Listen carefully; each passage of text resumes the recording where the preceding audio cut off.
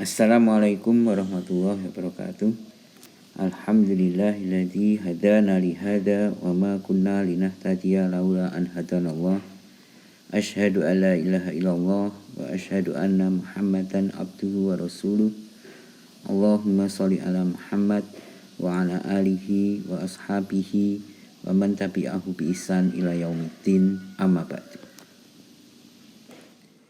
Hari ini kita lanjutkan pemahaman kita tentang risiko dan imbal hasil dalam investasi ya. Kemarin kita sudah membahas tentang risiko dan imbal hasil pada investasi dengan aset tunggal.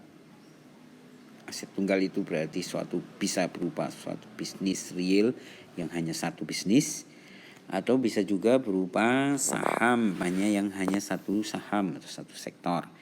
Terkadang orang kalau memiliki aset atau memiliki kekayaannya, dia akan punya banyak pilihan. Apakah dia akan belikan ke satu aset tunggal saja, misalnya dia belikan atau dia buat suatu bisnis, atau dia belikan suatu saham, ya kan? Tentu ada resikonya. Kalau aset tunggal itu resikonya adalah kalau dia mengalami masalah seperti dalam masa pandemi seperti ini. Ada beberapa bisnis yang tidak cocok untuk di masa pandemi, di mana dia seperti retail yang itu pasti dia akan sepi, ya kan? Sehingga orang yang hanya mengandalkan asetnya di sana, tentu dia akan mengalami masalah. Sehingga di sana kita perlu memahami adanya konsep yang disebut dengan investasi portofolio. Jadi portofolio investasi. Apa itu investasi portofolio? Investasi portofolio adalah suatu kombinasi.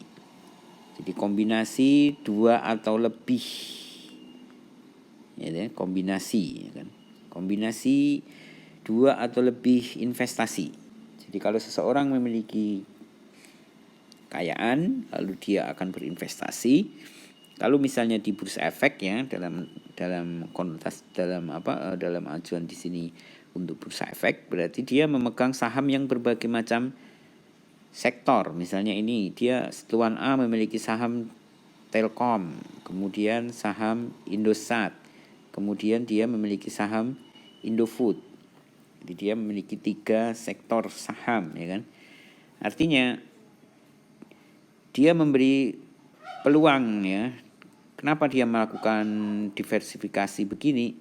Ya tujuannya adalah untuk meminimalkan risiko. Kalau misalnya saham Indosat sedang jatuh, bisa jadi saham Telkomnya sedang baik, atau malah justru ketiga-tiganya jatuh.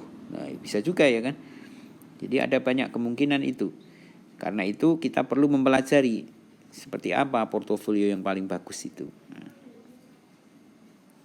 Ide portofolio investasi ini adalah dikembangkan dari sebuah pemahaman di sini, ya kan? Jangan letakkan telur dalam satu mangkok. Apa tujuannya? Adalah biar kalau jatuh tidak pecah semua. Artinya dalam berinvestasi kita perlu menyusun portofolio. Biar kalau ada satu saham kita yang jatuh, tidak kemudian jatuh semua, ya kan? Jadi kita harus merancang portofolio yang paling bagus. Disinilah kita akan mempelajari tentang itu, yaitu investasi portofolio, bukan lagi ke aset tunggalnya. Investasi portofolio itu seperti apa? Aset dalam suatu portofolio itu memiliki resiko yang lebih kecil, ini, ya kan? Jadi resikonya akan lebih kecil dibandingkan kalau kita hanya pegang satu aset tunggal. Dari kacamata investor, yang terpenting adalah return dari keseluruhan portofolio yang dia miliki. Jadi bukan masing-masing aset ini, ya kan? Dia mungkin tidak mempedulikan dalam portofolionya itu ada asetnya yang jatuh, tidak masalah. Kalau pada akhirnya seluruh portofolionya post profit, gitu, seluruh portofolionya bagus. Artinya yang jatuh bisa tertutup oleh yang sedang profit. Jadi yang dia lihat bukan individual asetnya, tapi risiko atau return dari keseluruhan portofolionya. Oleh karena itu, investor menganalisis bagaimana risiko dan return suatu aset tunggal mempengaruhi risiko dan return portofolio. Jadi di sini kita melihat risiko aset tunggal ini seperti apa dan sebesar apa risiko itu berpengaruh kepada portofolio. Return portofolio atau keuntungan dalam portofolio itu dinilai dengan rata-rata tertimbang. Ya kan? Artinya di sini return yang diharapkan dari suatu portofolio itu hitungannya rata-rata, tapi rata-ratanya itu adalah berbobot. Gitu. Jadi semua return yang diharapkan dari sekuritas dalam portofolio itu nanti dihitung berdasarkan rata-rata tertimbang. Karena itu ini profitnya, ya kan? Misalnya ini memberikan profit seberapa besar, lalu ini adalah besarnya aset. Satu aset yang besar memberikan profit yang besar berarti akan berpengaruh kepada seluruh portofolio untuk mengarah kepada profit. Demikian juga sebaliknya, kalau aset yang besar justru mengalami loss atau kerugian yang besar, maka akan berpengaruh kepada seluruh return portofolio. Disinilah kita perlu mempelajari atau perlu melakukan risetnya. Seberapa besar kita menaruh aset di satu bidang yang kita tunjuk ya untuk investasi itu. Jadi kita belajar melihatnya di sini adalah kepada seluruh portofolio, bukan lagi evaluasi individual asetnya. Sehingga kalau kesemuanya memberikan untung tidak masalah, tapi kalau portofolionya bagus, yang memberikan untung besar harusnya adalah aset yang besar. Ya, jadi profitnya besar, harusnya adalah aset yang di sana dia besar asetnya. Itu berarti portofolionya bagus. Ada satu contoh misalnya ya, seseorang memiliki aset 100 ribu dolar. Jadi senilai 1 miliar ya, 12 miliar atau 15 miliar sekarang. 1,5 miliar ya kan. Dengan menginvestasikan 25 dolar untuk setiap saham, hitunglah pengembalian return portofolio yang diharapkan. Nah, di sini dia misalnya menginvestasikan pada 4 jenis saham ya kan. Yang satu misalnya ke Microsoft, kemudian IT ya, kemudian ke General Electric, ini berarti ke perusahaan perusahaan power ini ya, ke manufaktur bidang elektronik, kemudian ke Pfizer, kemudian ke Coca-Cola. Jadi dia mengambil 4 bidang atau 4 jenis saham ya yang pada beberapa sektor. Lalu dia mengambil investasi yang paling sederhana atau paling mudah, yaitu masing-masing diberi alokasi aset yang sama, 25.000 dolar semua. Lalu expected return yang dia harapkan, jadi keuntungan yang dia harapkan, misalnya di Microsoft ini dia cukup besar ya, 12%, kemudian yang paling besar itu Coca-Cola adalah 9,5%. Dengan expected return sebesar ini, kira-kira berapa total return portofolio yang diharapkan oleh dia?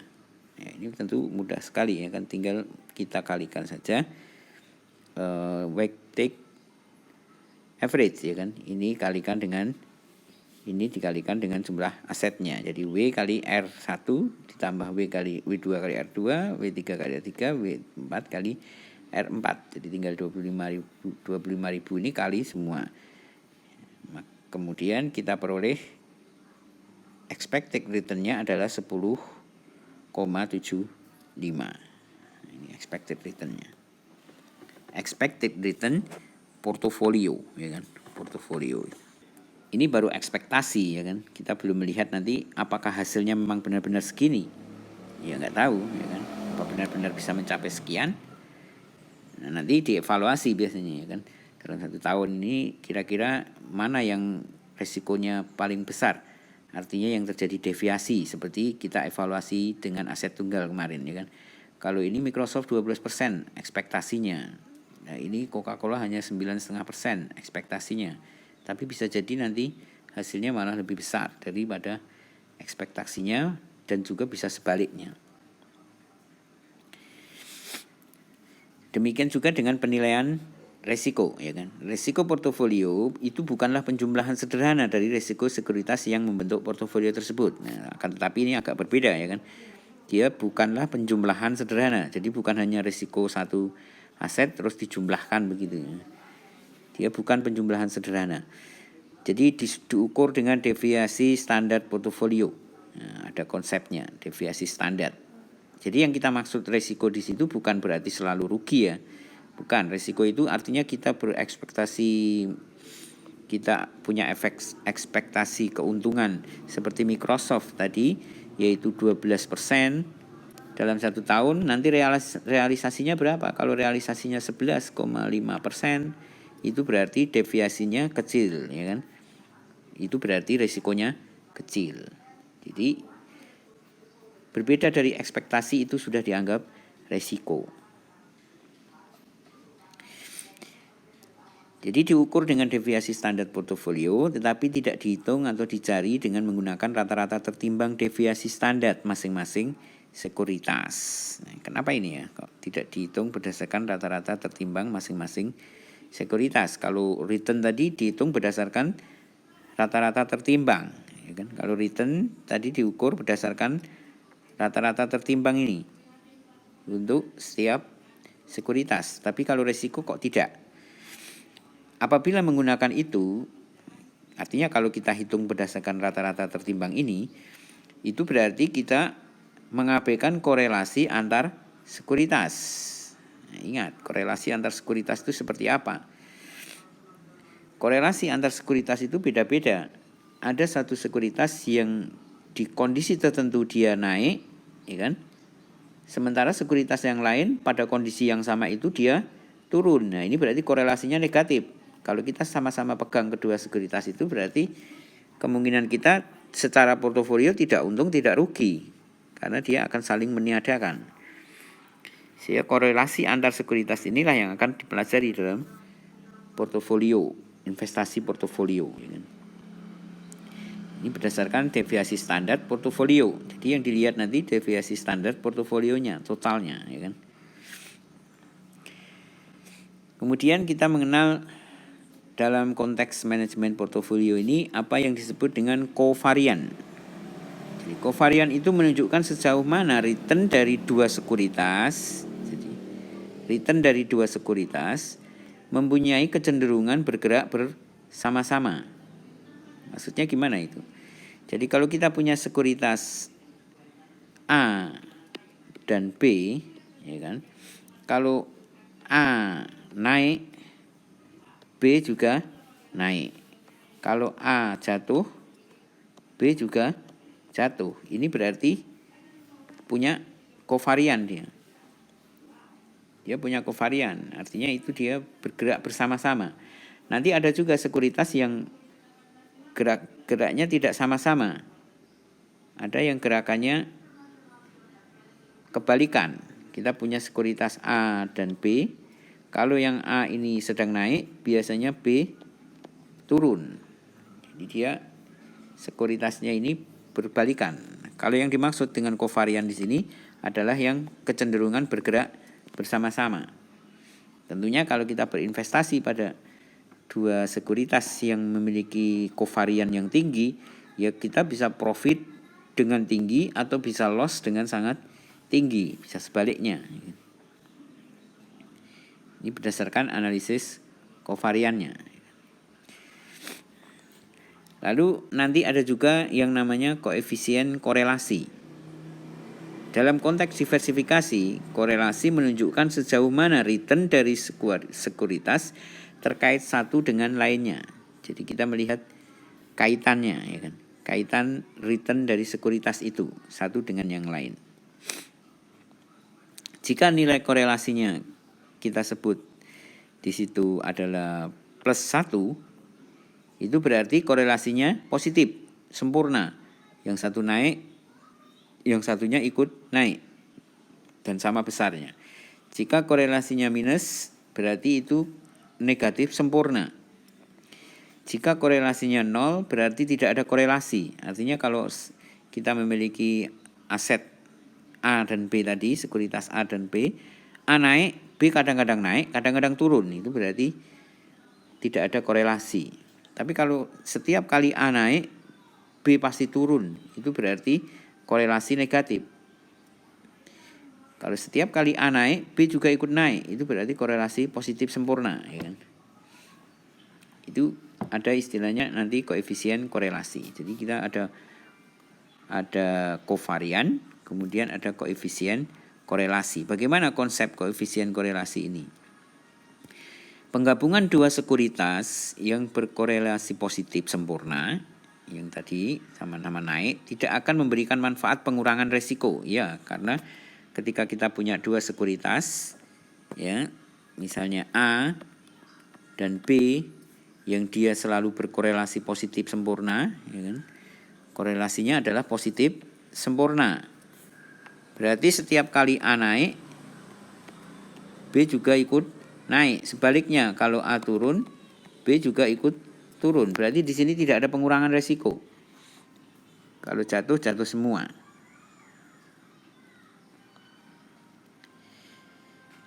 Kemudian,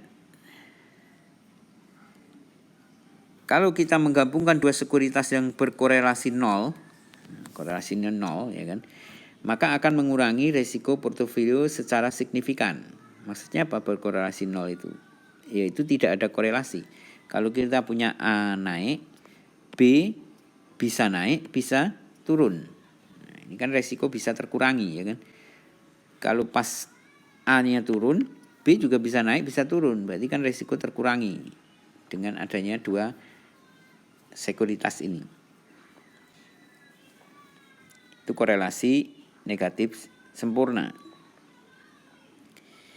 Penggabungan dua buah sekuritas yang berkorelasi negatif sempurna. Nah, sekarang korelasi negatif sempurna. Kalau tadi korelasi positif sempurna, ini korelasi nol. Yang berkorelasi negatif sempurna akan menghilangkan risiko kedua sekuritas tersebut.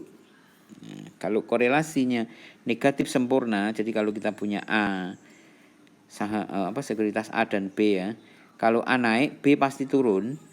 Demikian juga sebaliknya, kalau A turun, B pasti naik. Nah, ini berarti kita selalu dalam kondisi impas. Nah, kalau impas seperti ini berarti menghilangkan risiko kedua sekuritas itu. Tapi juga sama aja tidak mendatangkan profit dari keduanya secara portofolio. Dalam dunia nyata, ketiga jenis korelasi ekstrim tersebut, yaitu +1, 0, dan -1, itu sangat jarang sekali. Jadi biasanya korelasinya ya bergerak di antara itu. Artinya tetap ada korelasi, besar kecilnya itu berbeda-beda. Tidak ada yang sampai sempurna 1 atau -1.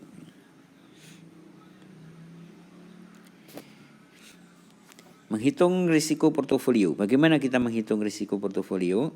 Dalam menghitung risiko portofolio, kita nanti punya atau ada 3 hal yang perlu kita tentukan. Yang pertama yaitu varian di setiap sekuritas, kemudian kovariannya antara satu dengan yang lainnya, lalu bobot portofolio masing-masing sekuritasnya. Jadi bobot, kovarian, dan variannya. Kasus dua sekuritas, ya. Secara matematis, risiko portofolio dapat dihitung dengan rumus ini. Deviasi standar portofolio itu sama dengan bobot portofolio pada aset A dikalikan dengan koefisien korelasinya aset A dan aset B.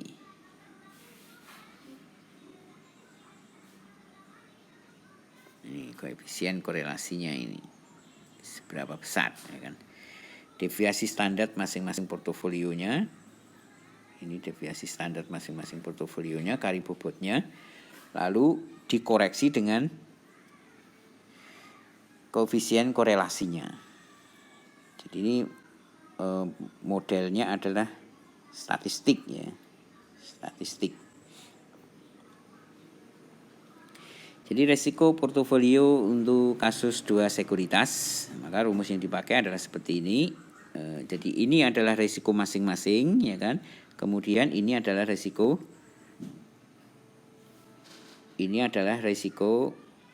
korelasinya. Korelasinya di sini. Jadi hanya risiko masing-masing dijumlahkan lalu ditambah risiko korelasinya. Artinya bukan penjumlahan sederhana ya kan. Bukan penjumlahan 1 plus 2, tapi masih ada juga penjumlahan yang ketiga. Yang dimaksud tadi tidak sederhana itu karena ada ketiga ini, yaitu ada korelasinya yang akan menentukan tingkat risiko secara keseluruhan pada risiko portofolio yang kita ambil. Jadi bukan hanya penjumlahan aset 1, aset 2 ya kan, tapi ada korelasi dari kedua aset itu. Maka tadi dikatakan bukan penjumlahan sederhana dalam perhitungan risikonya.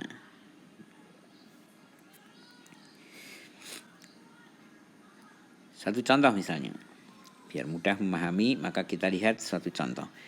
Portofolio yang terdiri dari saham A dan B, ya kan, masing-masing menawarkan return 10% dan 25% di sini. Jadi A menawarkan 10%, B juga menawarkan 25%. Artinya ini menawarkan berarti ini expected return, ya kan? Expected return. Kemudian standar deviasi masing-masing, jadi kemungkinan gagal dari target tadi untuk A adalah 30%, ini yang A. Jadi A lebih kecil resikonya ya kan.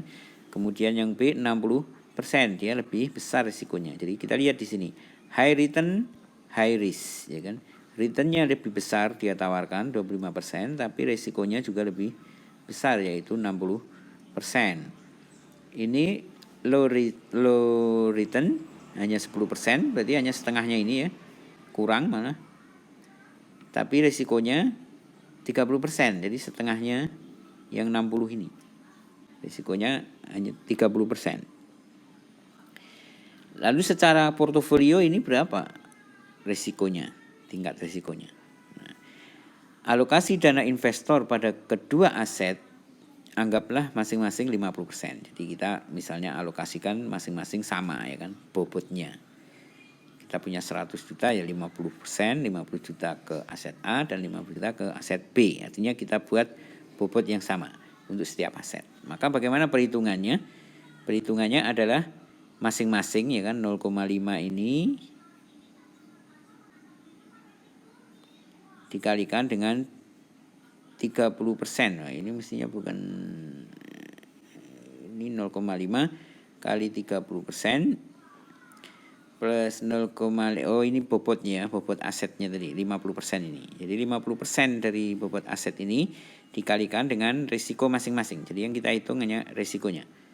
Bobotnya ini adalah sama-sama 50%. Ini bobotnya WA dan WB ya kan. Jadi yang dikodekan dengan WA dan WB dalam rumus sebelumnya ya. Kita lihat ini rumus sebelumnya. Ya, ini WA ini adalah bobot, proporsi ya, proporsi dari sekuritas ini, proporsi dari sekuritas. Di sini kita gunakan proporsinya adalah 50%. Jadi sama-sama 50%. Kemudian deviasinya masing-masing 30% dan 60%. Lalu ini adalah perhitungan korelasinya. Korelasinya ini. Ada yang tidak kita ketahui yaitu rho AB. Apa ini? Koefisien korelasi. Koefisien korelasinya ini berapa? Ini bobot A, bobot B, kemudian ini adalah resiko dari keduanya. Sama dengan rumus ini ya kan. Tapi yang belum kita ketahui adalah korelasinya ini. Yaitu rho AB ini. Berapa korelasinya? Nanti berdasarkan studi statistik biasanya. Apakah minus, apakah ini 0? Kalau ini 0 berarti ini meniadakan sisi ini ya, sisi gabungan dari investasi kita. Kalau ini min 1 berarti mengurangi risiko. Kalau ini plus 1 berarti menambah risiko. Ini kan yang diukur kan risikonya ya kan, risiko.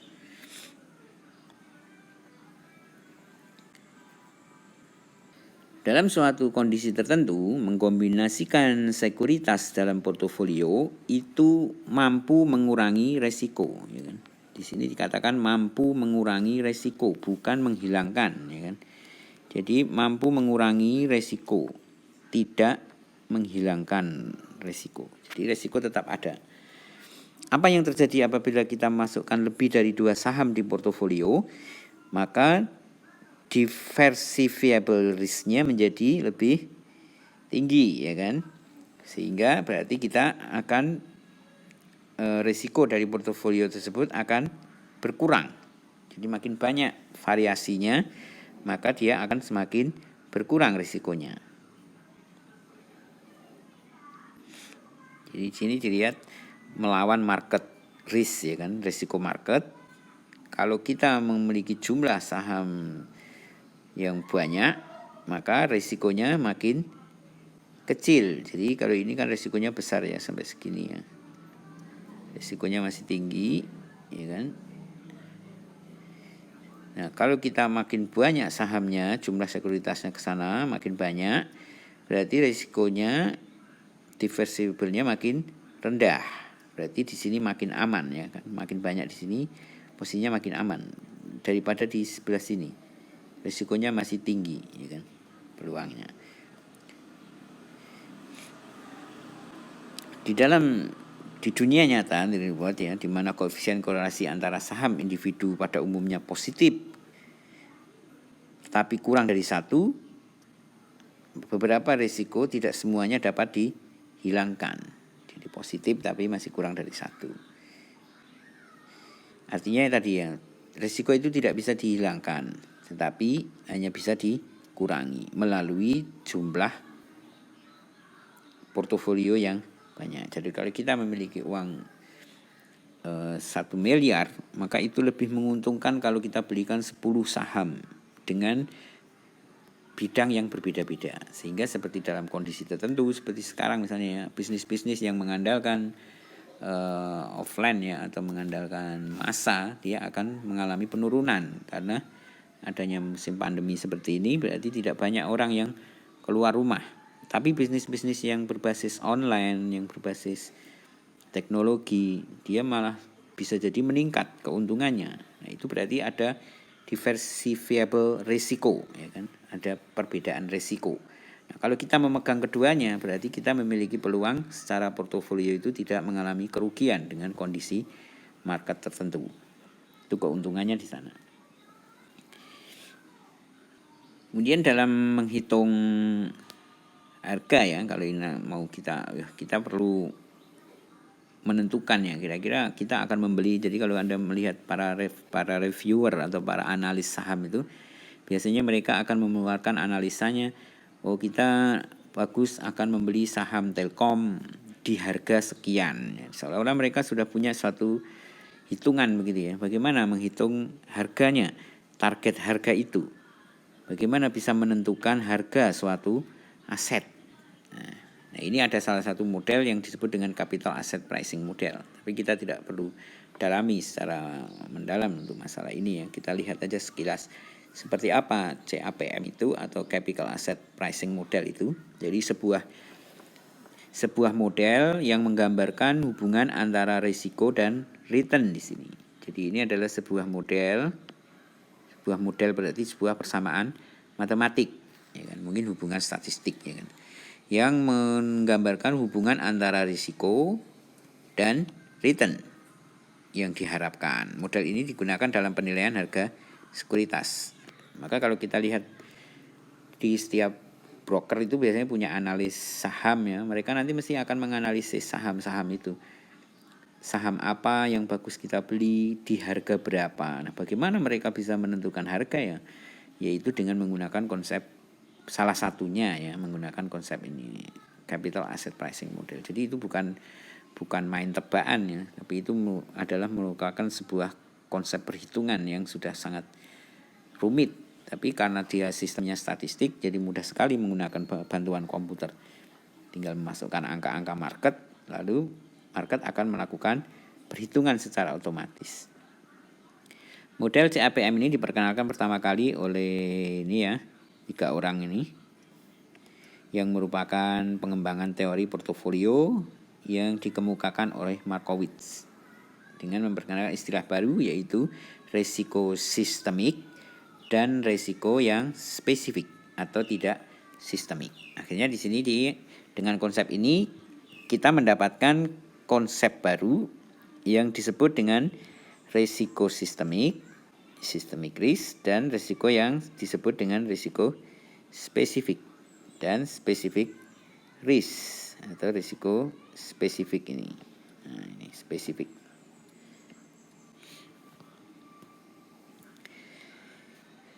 Jadi CAPM ini digunakan untuk menganalisis risiko dan return-nya dan kecepatan atau keuntungannya.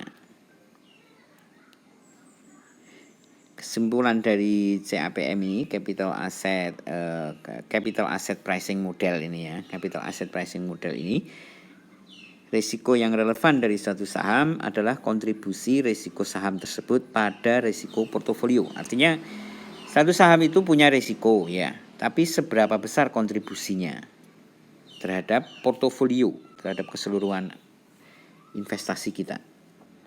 Itu akan dipelajari dengan ini. Capital Asset Pricing Model. Kemudian dalam Capital Asset Pricing Model ini ada yang namanya beta koefisien, yaitu jumlah risiko dari suatu saham yang dikontribusikan untuk portofolio pasar. Jadi kita kembangkan koefisien ya kan, karena statistik di sini. Koefisien itu sebenarnya adalah sebuah semacam kalau dalam model itu berarti suatu besaran yang kita pelajari dari data ya kan. Lalu kita melihat fenomena, itu koefisien. Ini juga sama seperti yang kita lakukan di teknik kimia. Setiap kejadian atau peristiwa alam itu kita modelkan matematik, lalu kita akan mencari yang namanya koefisien yang menggambarkan korelasi dari setiap parameter yang kita pelajari itu. Saham dengan deviasi standar tinggi akan mempunyai beta yang tinggi. Jadi deviasi standar tinggi itu berarti risiko ya kan. Ini maknanya punya risiko. Yang punya risiko tinggi berarti dia memiliki beta yang tinggi. Oleh karena itu saham dengan stand alone tinggi akan mengkontribusikan banyak risiko untuk portofolio. Jadi kalau standar deviasinya besar, lalu kita menginvestasikan di sana jumlahnya besar, itu akan pengaruhnya sangat besar bagi risiko seluruh investasi kita, seluruh portofolio kita. Nah, beta ini untuk mengukur volatilitas suatu saham relatif dengan saham-saham lain. Dalam dunia investasi pun ada yang disebut dengan volatilitas. Apa itu volatilitas? Mungkin mirip dengan volatilitas di teknik kimia, yaitu kemungkinan atau kemudahan suatu bahan untuk menguap. Nah, ini juga sama, yaitu suatu aset atau saham yang mudah menguap, mudah hilang atau rusak, ya, atau gampang terkena resiko. Ya. Volatilitas itu digunakan untuk menggambarkan hal yang sama sebenarnya, yaitu yang fluktuatif. Jadi kalau volatilitasnya tinggi berarti fluktuatif sekali saham-saham itu. Jadi Anda bisa lihat di bursa efek saham-saham yang pergerakan harganya sangat fluktuatif, kadang tinggi sekali, nanti dalam jangka pendek turunnya drastis sekali. Namun ada juga yang sahamnya stabil, tidak pernah naik tinggi tapi juga tidak pernah turun tinggi dalam jangka lama, ya kan. Itu berarti volatilitasnya rendah.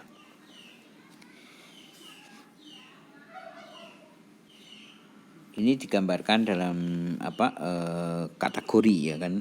Nanti ada yang high risk seperti apa, kemudian yang risikonya sedang, ada yang risikonya rendah. Lalu ditemukanlah nilai beta seperti ini. Beta 2 itu berarti high risk, beta 1 itu rata-rata, beta 0,5 itu berarti rendah. Ini satu contoh aja. Jadi dalam permainan statistik ini sebenarnya kita hanya melihat suatu data itu bukan detail ya, tapi melihat gambaran secara keseluruhan. Sama kalau Anda melihat pemandangan gunungan gitu ya. Kalau dari dekat nggak akan terlihat pola dan keindahannya, tapi kalau dari jauh dia akan tampak pola dan keindahannya. Itu kemampuan kita melihat persepsi secara keseluruhan. Jadi konsep statistik itu sebenarnya seperti itu. Jadi bukan angka-angka itu yang penting, tapi bagaimana pola atau kecenderungannya itu yang penting. Sehingga dikembangkanlah angka-angka atau koefisien-koefisien seperti ini. Lalu kemudian dibentuklah hubungan-hubungan dalam tampilan-tampilan grafis seperti ini biar kita bisa melihat safe stock risk premium yang paling aman tuh di sini. Ya kan, kalau resiko pasar betanya 0,5 sampai 1 ini paling aman ya kan. Kalau tingkat bunga yang bebas risiko ya kan. Ini gambarannya aja, gambaran market security line-nya. Di sini kita juga bisa hitung, kalau kita gunakan ini rumusnya semuanya return expected ya kan. Ya diharapkan, return yang diharapkan. Kemudian diukurlah risk premium dari stok itu ya kan, menurut bobotnya juga, ini statistik semuanya. Cukuplah kita untuk tahu saja. Jadi tingkat pengembalian return bebas risiko diukur oleh pengembalian obligasi pemerintah jangka panjang. Biasanya acuannya ini memang obligasi pemerintah. Jadi orang yang punya dana besar itu biasanya dia memilih untuk berinvestasi di obligasi pemerintah. Karena ini risikonya kecil. Obligasi pemerintah itu risikonya kecil. Kenapa? Karena kalau tidak mampu bayar, pemerintah tinggal cetak uang ya kan. Jadi dia akan selalu bisa bayar. Sehingga obligasi pemerintah itu biasanya investasi di sana juga minimal satu lot itu 500 juta kalau dulu ya. Nggak tahu sekarang peraturannya. Jadi hanya perusahaan-perusahaan atau hanya lembaga-lembaga keuangan besar yang memiliki dana besar yang kemudian dia bisa berinvestasi di sini. Kalau investor retail seperti orang yang punya dana hanya 10 juta, 1 juta itu berarti nggak sampai bermain di sini. Return yang diminta dari suatu portofolio disebut juga dengan portofolio pasar atau market portofolio. Nah, ini cuma istilah-istilah saja.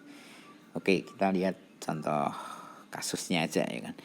Ada sebuah perusahaan namanya PT MTV ya kan. Return yang diharapkan dari obligasi pemerintah dia adalah berharap return 8% ya kan. Kemudian return yang diharapkan pada portofolio pasarnya yang R kecil tadi adalah 12%. Jadi ini return yang ditawarkan atau yang diharapkan dari obligasi pemerintah ini berarti yang pasti gitu ya. Ibaratnya ini yang pasti itu 8%, tapi di market ada yang menawarkan 12%. Nah, berapa rate of return yang diharapkan saham PT MTV ini apabila betanya 1,4? Ya, tinggal dimasukkan ke rumus tadi. Maka ini rumusnya ya kan. Sehingga bisa kita hitung ketemulah 13,6%. Jadi semakin tinggi beta suatu sekuritas berarti semakin tinggi resiko pasar. Jadi karena ini ya pengalinya ya, 1,4. Kalau betanya ini besar berarti ini kan akan menjadi besar kan. Resiko akhirnya ini, resiko MTV ini akan menjadi besar ya kan. Jadi beta ini sangat besar ini pengaruhnya. Baik, demikian untuk